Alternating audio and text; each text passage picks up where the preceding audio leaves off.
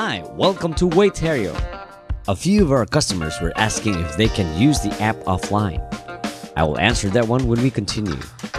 We have questions from our customers if they can just use the Waiterio app offline. We do think that the possibility to add new orders in offline mode would be nice. Unfortunately, it is technically very challenging to achieve, and we would rather focus our resources on adding and updating more relevant features for the app.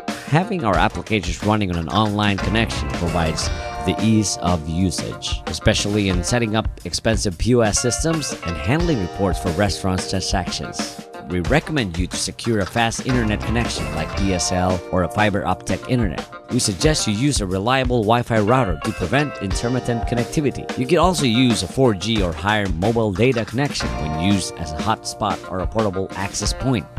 So there you have it, a short video answering your question about using Waiterio offline.